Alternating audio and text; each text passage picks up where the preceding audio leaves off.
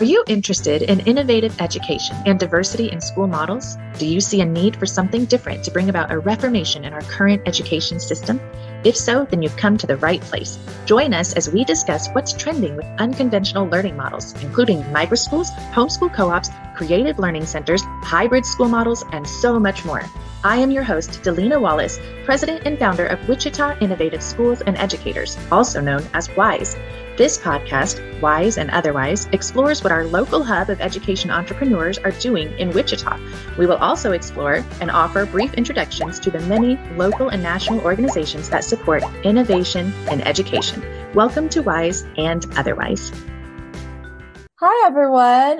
Thank you so much for joining us today. Welcome to the very first episode of WISE and Otherwise. My name is Emmi McCabe, and today I'm joined by my friend Dalena Wallace.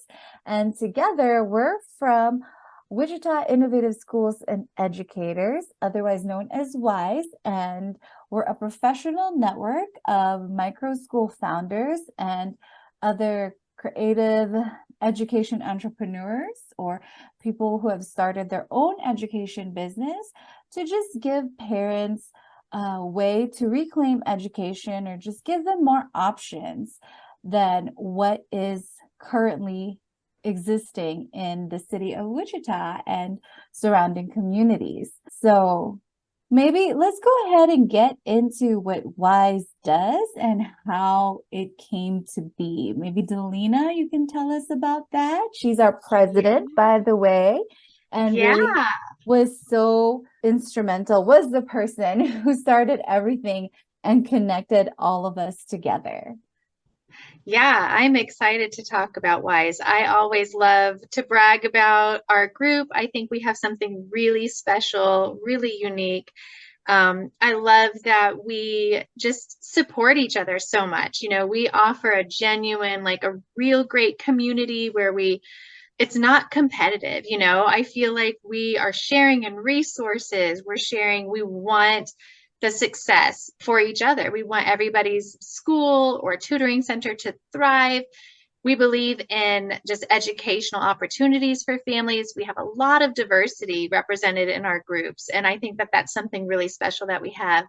So yeah, WISE, let me see. So the history of WISE, how did it get started? I guess it was because I really wanted to reach out to other people who were doing similar things to what I was doing. I'm a homeschool mom, and I've been, operating as a director of a co-op, and then also have kind of had a microschool in my home. And so I'm, really into innovative and creative educational options. And I wanted to find other people who were doing similar things.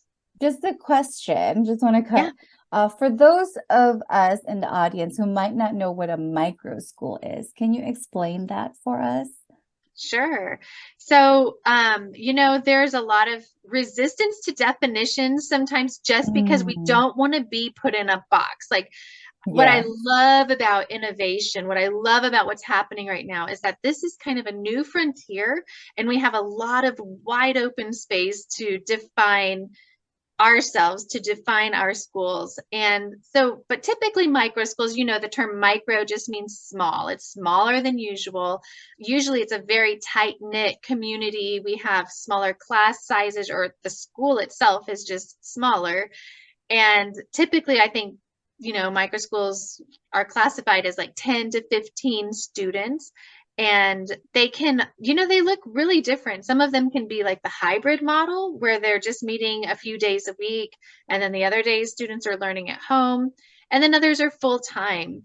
We have some that are like faith-based and some that are intentionally secular.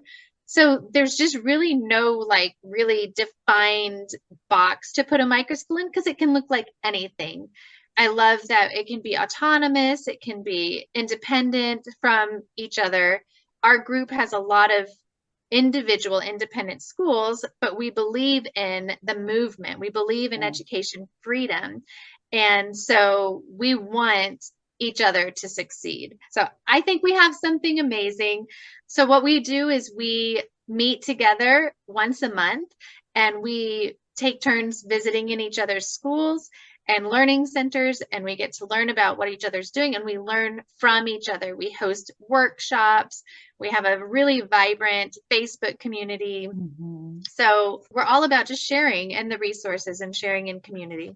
Yeah, no, and I just really want to reiterate that. I think, especially in our group in Wichita, I love that there is just such a vast variety. I know some of our schools are as small and tight as 5 students, but we have some who have over 100 students, right? And it's just amazing the things that they're doing. We have some that are very play and nature based, some that are just focused on really providing better access to kids who are neurodiverse, and some, who really put in the faith and just working through building family. I love like how so much of it is very family focused. And I think because we are micro, I just feel like the parents, not only do they have more choices now, like with what's available, but I feel like they have a greater voice because they don't have to cut through so much bureaucracy.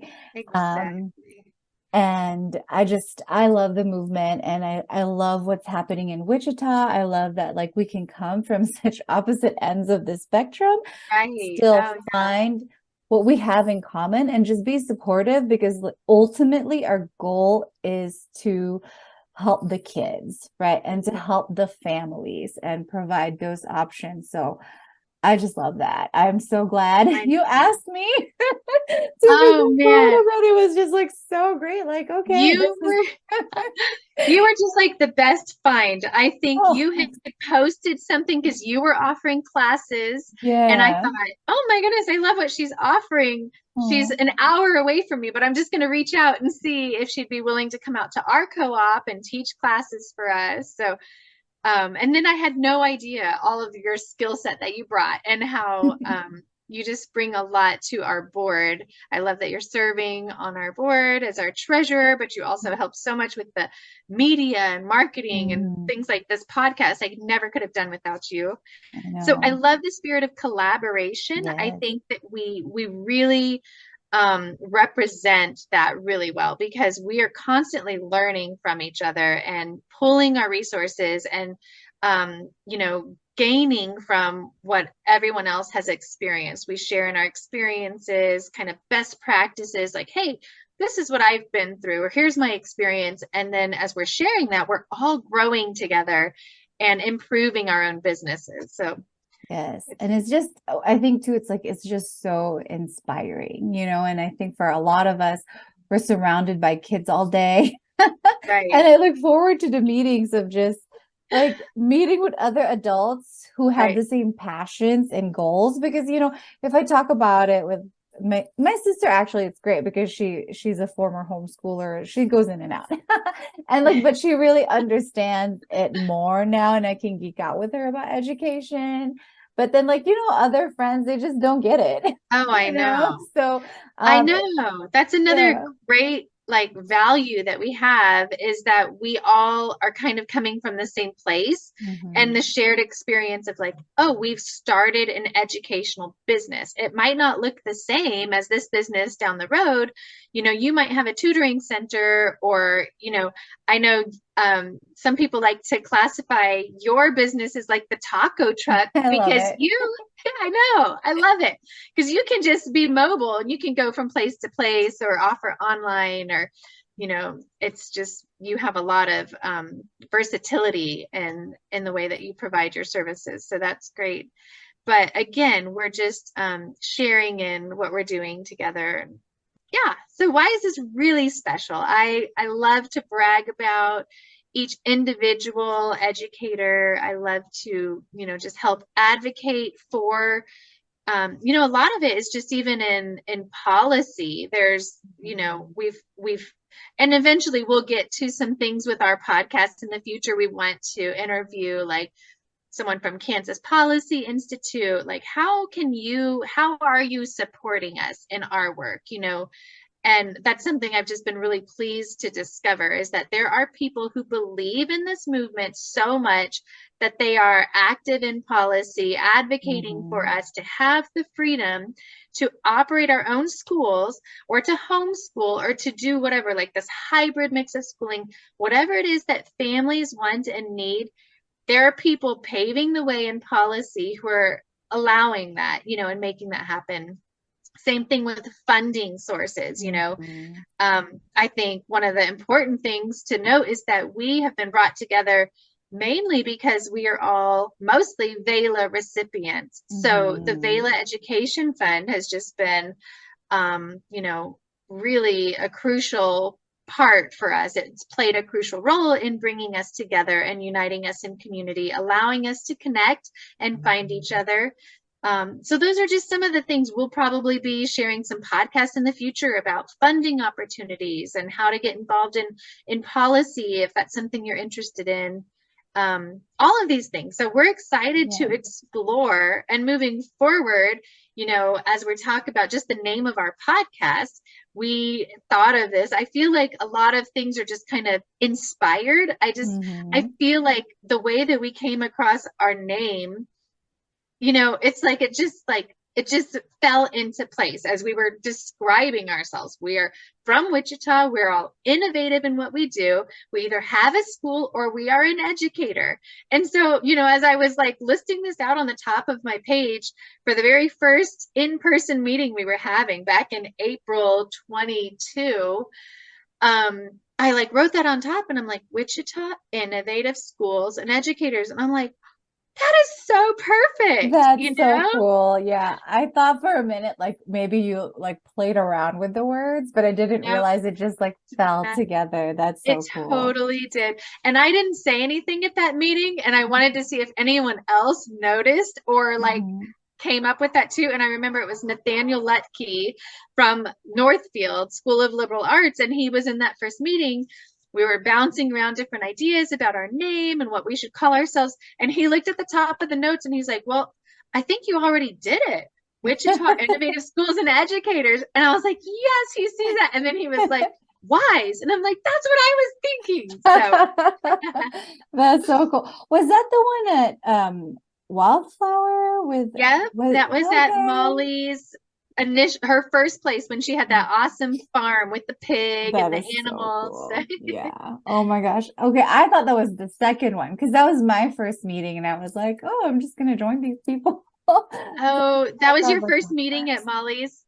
Yeah. But was that like the actual first meeting or was that? We did meet at Katie's at Greengate before then. So that might have been I can't remember which one was in April. We officially started and incorporated, I believe, in April. Anyways, we have a really rapid growth in our history. Gosh, yeah, we just started meeting one-on-one, and then it was like, oh, let's get together as a group, and then it was like 7 people, and then it was like 20 something people. Yeah. And we got a name, then we got a website, then we incorporated, then we filed as a 501c3. I mean, just the growth and the momentum has been so exciting. I feel like we're kind of just all along for the ride, and we're just like, okay, this is happening. This is great. We're all in it together. So it's been exciting, and I'm so excited for the podcast now. We decided to just call it Wise and Otherwise, because we're not only going to focus on what's happening within our group. We want to highlight and interview some of our school founders and education entrepreneurs, but we also really want to touch on and pull in the resources from the community. Talking about the things with the funding and the policy and the business, the operational side of things, the things that are going to be helpful for us, resources and tools. That's what we want to share. We're hoping that this audience, we're reaching out to other education entrepreneurs and people who are just interested in innovative education. So if you're watching or listening today, we're really excited you're here. We're assuming that you're interested in innovative education and you have a particular role and influence in that space.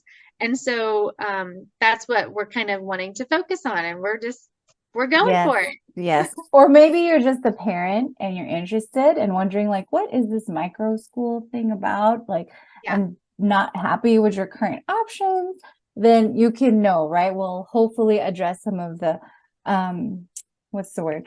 Objections to some of this, Right. but then and just kind of show the world what micro schools are and what innovative education is, and just there's just so much options. And again, we want to educate people, encourage, and just inspire. And yeah. Well, and as you're sharing about just like the diversity, and there's so many different ways, that kind of leads us into what we're talking about today. So our title for this podcast is kind of who we are and what WISE stands for. What's in a name? So we've talked a little bit about WISE, and that stands for Wichita Innovative Schools and Educators. But it's interesting because a lot of us as education entrepreneurs, we hear that term. And for me personally, I never would have called myself an education entrepreneur.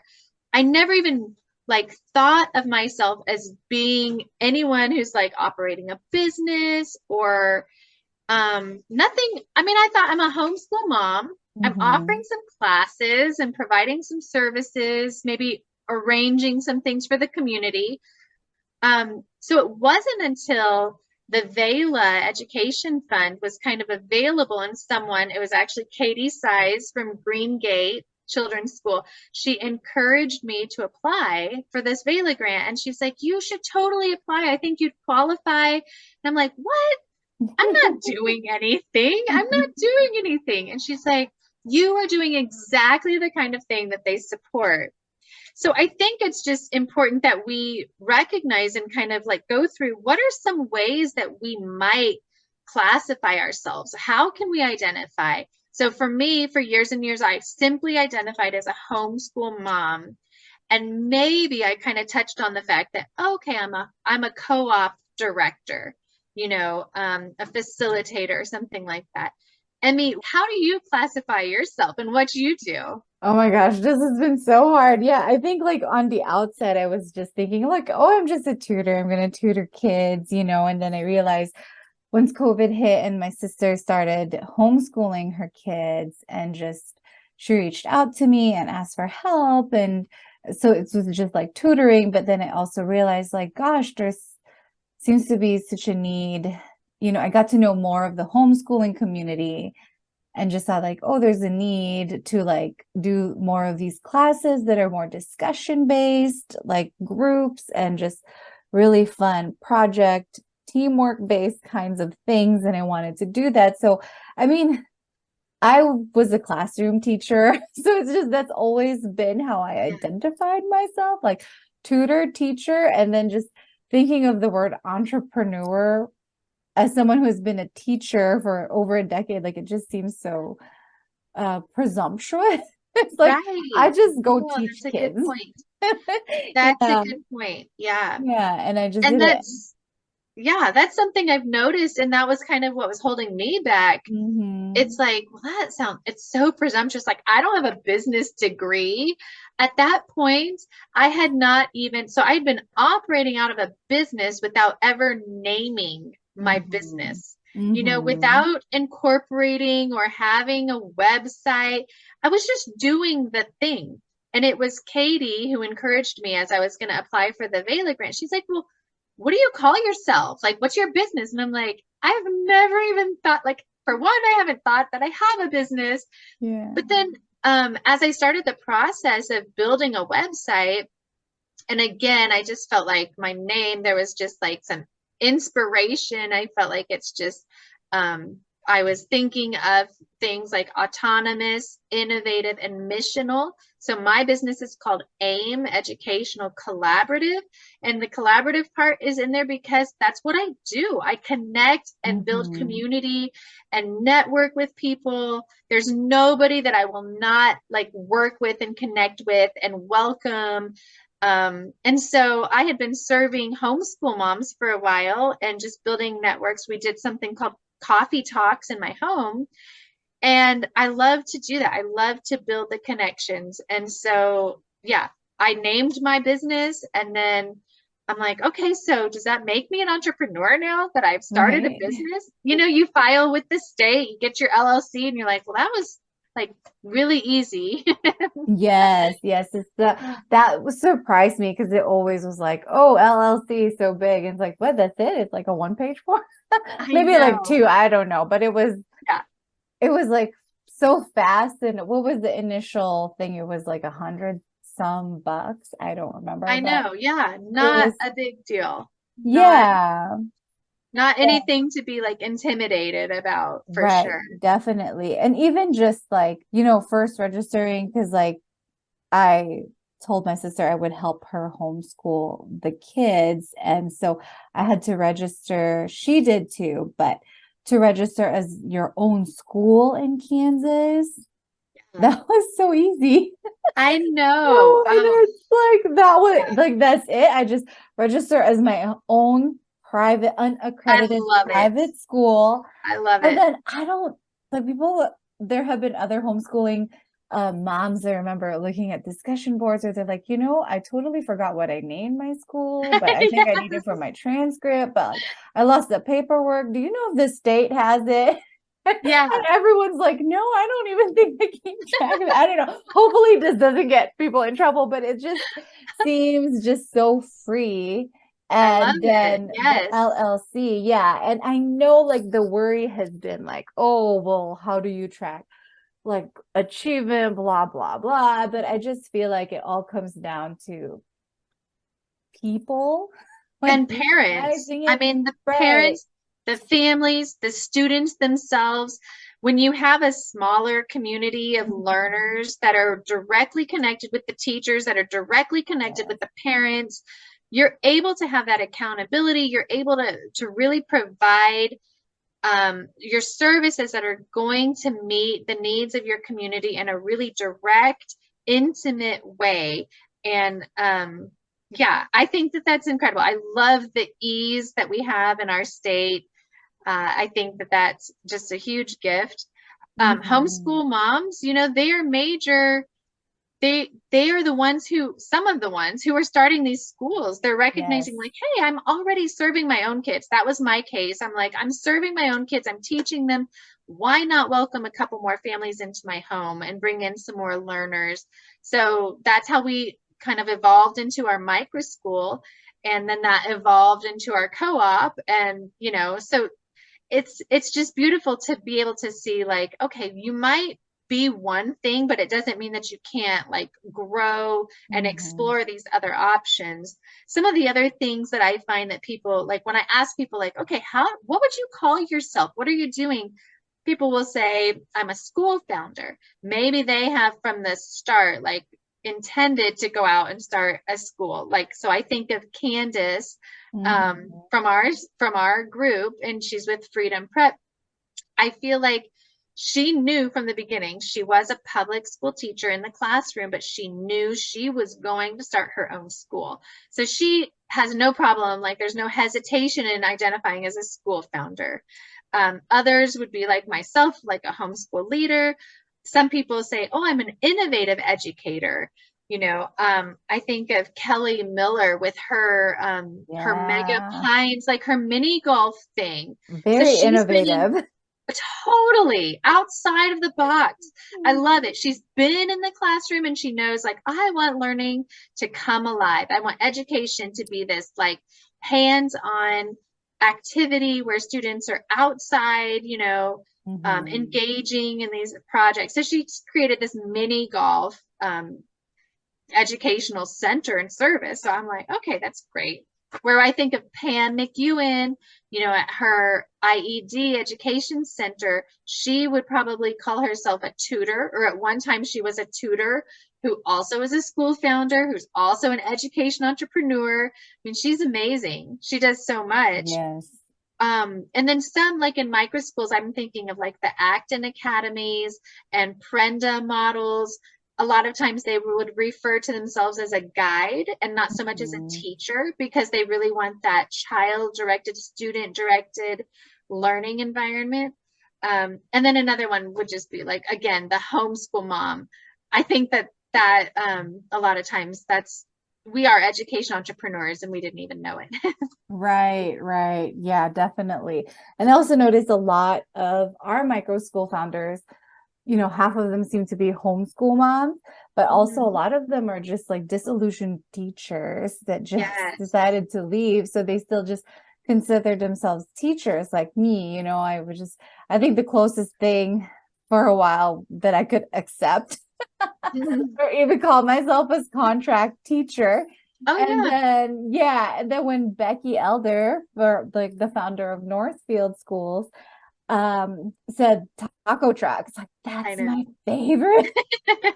Like, taco truck teaching, that's it. Yeah, come get your Yes. tacos. I'll dress you. Yes.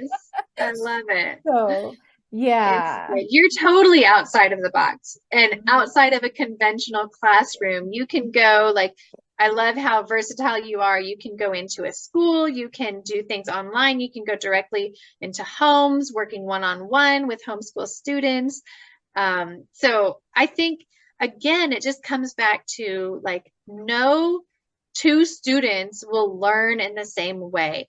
I have Right. 6 children, and all 6 of my own children have different needs, and they learn differently, and they have different interests, and I have to engage them in ways that's really going to cater to their style and their methods of learning. And so I think it's obvious to me, like we have to have so many options. We have to have diversity so that families can find the right fit. And Yes. like, for example, in my own family, I've been homeschooling for over 10 years, yet my oldest daughter, who's a sophomore now, Hmm. she wanted, and it just seemed like the right thing for her to start going to a private school at this time. So we're blessed that we have that option and that we're able to pay for that and we can provide that. But a lot of families cannot, like, they don't have this Hmm. option to homeschool. Like, maybe they have to work full time, both parents are working. So they're like, okay, I can't homeschool, but I would love to, and they can't afford a private school tuition. So what is there? What's out there? And so that's where these microschools and these innovative learning centers come in. It's like they're meeting this need, they're filling this void, this gap between what families were, able to do and what they're looking for, and helping to kind of provide lots of options. Yes, yes, I love it. And it's funny because I know we have it as innovative, but just thinking about the micro school, it's really like the one room schoolhouse, Yeah, and it's just, I love that the families just have so much power and it's built on relationships, right. trust, right? And that's Right. what determines the choices that the families make. But yeah, but as far as the name thing, I think that is actually important, seeing myself as just a teacher, like, and calling myself that, it isn't accurate though, Right. It's right? Just like, limiting. It's huh? limiting to a degree. You're like kind of locked in if you call yourself a teacher that doesn't even like portray or demonstrate all the other things that you do. And for example, like your online, your tutoring, you also develop curriculum and programming. So Right. you are creative. Then you've started your own business. So there's that education, there's that Mhm. entrepreneur element of it. So a lot of times I think, there's pros and cons of why we might want to call ourselves something. What title do we? And I don't think I'm actually locked into one title. Right now, Mhm. I operate a lot as like a consultant, helping people who want to think outside of the box and offer different services for their community. But before then, again, it's like you don't necessarily want to be locked into one particular title, but there's pros and cons of both. Like, one of the things is it can help you define your mission. So if you have a clear title, it helps as Yes. you're talking to other people and they're kind of curious. And, this is a new thing. It's totally like this new frontier. We are wide open. We're able to define ourselves and what our businesses look like. So there's a benefit in having a title because that helps communicate to other families, and to the community at large, like, hey, this is what I do. This is who I am. Hmm. Yeah, and I think too, just like even internally, so outwardly being able to communicate that, but I think even internally, like thinking of myself as just a teacher, but then all my other roles, like yes, developing the curriculum, education, those things that fall within the realm of the teacher. But in order to survive or expand my impact, I have to do a lot of marketing and Yeah. just Right. like talking to people Yeah. and networking, and then eventually like sales. I guess it's still like so hard, or like finding the match, like what fits, right? They say like true sales is really where you educate people about what you do, what service you offer, and then you see if it's a fit. You invite them, right? So it's not like the pushy, stereotypical sales thing. So I think that's something too that I had to learn, but just also learning how to run a business, making sure that it's not costing me more to Oh do my this, goodness. because yeah, Yeah. because like it's important, it's beautiful, I want to keep it affordable, but at the same time, if I'm like running myself ragged, or it's actually costing my family more for me Right. to do it, that's not sustainable, and it's not helping me serve more people better. So Right. I think it's been important to really step into that just perception of myself and just seeing myself like, no, like you are an entrepreneur, you are doing those things, and it helps me. It feels like it empowers me to do Right. those things more, and to more intentionally focus on those things, rather than just like, oh, I'm just a teacher and that's all I care about. I'm gonna do my beautiful curriculum and lessons here, but then I'd have like Exactly. no one to teach.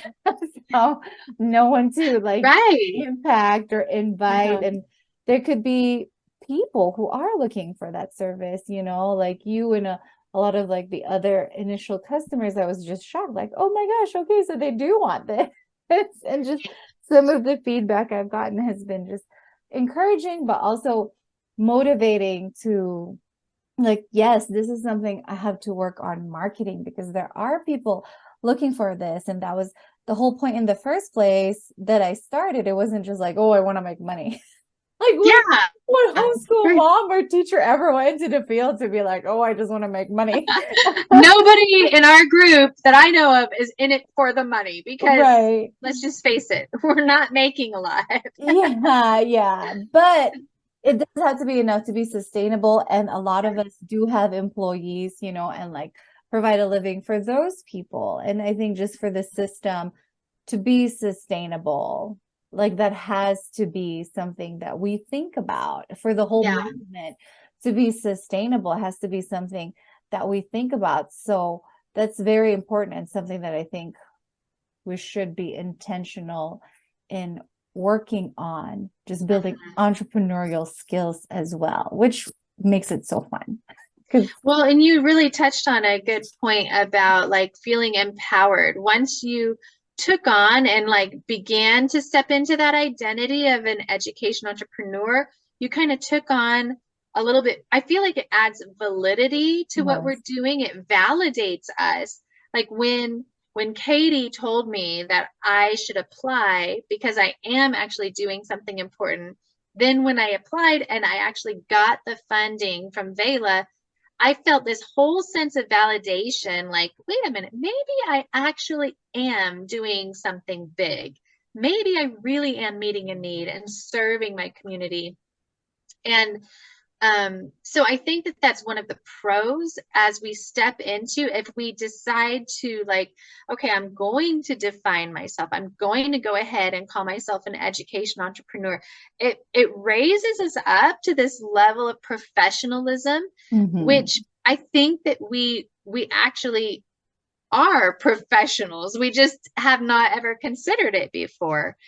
Um, and so I think that that just helps to call us up and to help us to strive to be our best as we're serving and operating a business and all of those things. So that would be one of the pros of, Mm-hmm. like, okay, let's classify ourselves this way so that it empowers us and it helps validate our work.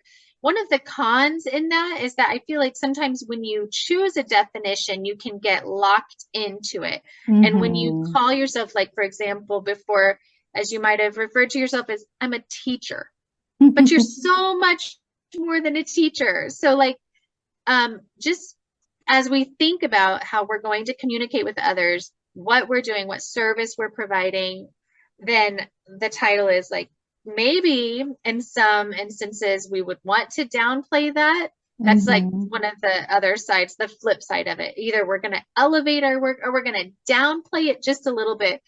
Why would we maybe want to do that? Because it alleviates pressure. If we downplay, and I used to just say like, well, I'm just teaching a few kids in my home, not a big deal. There's a lot of kids. Sorry. I was just going to tell a few kids, and I was just in your community today. It's like hundreds of kids. But anyway, sorry, carry on. Yeah. But sometimes I think that allows more freedom, less regulation, less of the expectations. If I were to say I'm a school founder, it's kind of like I looked into if I ever wanted to start a charter school. I actually had started looking into the application process and what all that entails. But there's a ton of pressure and a lot of, just a lot of expectations that you have to fit this mold. So when you stay undefined, there can be a lot of freedom in that. So some people choose to go that route too. And there's definitely nothing wrong with that. Definitely, yeah. And I feel like it is actually a key characteristic of the movement too, right? Like being fluid in order to meet the need. Like what is the need there, rather than being caught up in bureaucracy and all these shackles and strings and definitions. But it's also like knowing then like what are the necessary actions and tasks that need to happen. And some days it could be, or seasons, years, it could be one thing, but then again, like it will transition, just like yours, right? You went from like homeschool mom, co-op, and then like just actually providing this service of consulting and then encouraging others. Now you're president of WISE, and you're like a unicorn. Being fluid is really great. I think that is, again, it's part of the movement. We're just rolling with what's happening. We're meeting the needs of our community, and that can constantly be developing and changing to meet the needs. So I think, kind of in conclusion, as we wrap this up, it's like, what benefits are there in choosing a title, and think carefully about how you want to identify or call yourself something. Is it to empower you in what you're doing, to validate your work? Or maybe you just kind of want to be on like, there's a lot of us that just love operating in that space of like, no, I'm just kind of not doing much here. Don't pay attention to me. I'm just going to keep serving my families and my community, and I don't need any regulations or any definition or anything like that. But it's all about like, we want freedom in this movement. We want freedom, but we also want to understand that we are doing something important, that we are meeting needs and serving a really great need in our community. So those are just things to consider in a name as you're thinking of your business name, as you're thinking of as you call yourself, whatever the title might be, and as you're marketing and kind of getting the word out there or whatever, just be aware, like there is a lot of room, a lot of space to be fluid.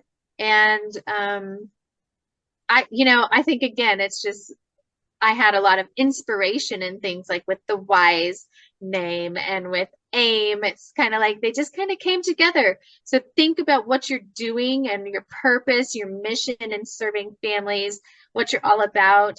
And it's really fun. I love the opportunities that we have to just start our businesses and do things and pick a name or don't. Yes, right. I think the biggest thing is like, just don't let it constrict you, right? Like if you call yourself a teacher, then but that's like not all that you do. But yes, anyway, but yeah, I think just the freedom and the fluidity, and like you don't have to be married to the one name forever or whatever you label Right. yourself. So Right. yeah, that's Well, great. this is great. I'm so glad. Thanks, Emmy, for making it possible to have our first little Yeah. podcast. And I'm excited for the ones to come in the future. And this has been I'm really so fun. excited. Yes. So, and thank you everyone so much for joining us, those of you who did. And if you'd like to find out more about us, please feel free to visit our website. It's wisetogether.org, or you can find us on Facebook. We have a private Facebook group called Wichita Innovative Schools and Educators. It's just growing so fast, and we have both educators there or microschool founders, people who are just interested in starting or not quite sure. And we also have a lot of parents actually who just want to explore, well, what are the options and who are these people? Can I trust them? So we're here, we're open, and we love. Check us out. We're Mhm. excited to have you and connect. If you're interested in innovative education, definitely get in touch with us. We'd love to meet you and learn about what you're doing and just encourage you in your work. Yes. All right. Well, until next time, this has been the first episode of Wise and Otherwise. Have a wonderful, blessed week. Bye. Bye.